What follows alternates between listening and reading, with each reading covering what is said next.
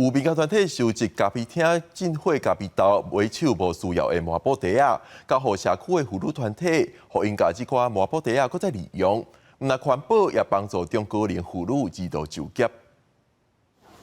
用蜡架抹布拆开，白做花蕊的模样，用膏啊黏咧废弃的抹布，就成做美丽的花蕊。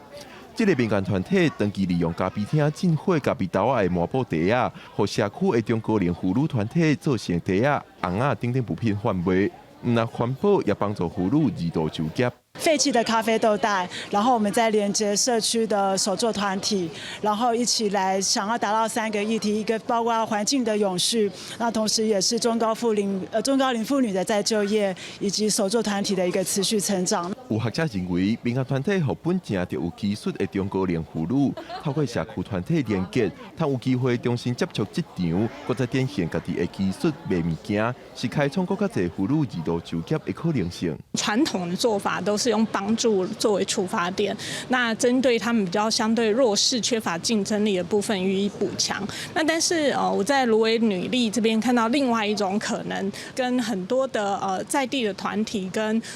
草根的组织来合作。所以如果这里已经有一群妇女一起在做缝纫，或者是这里已经有一群妇女对于学习新的工艺有兴趣，那么我们就来合作。这10民间团体伫台北市艋舺有新的起点开幕，才贩卖中高龄妇女做的产品。妇女也通伫这个点头做工作人员，这就成做因二度就业的出发点。民间团体表示，社区有真侪妇女手作团体真有才调，只是欠缺发展的机会。透过这款方法，通带动环保、就业、妇女公益等等议题。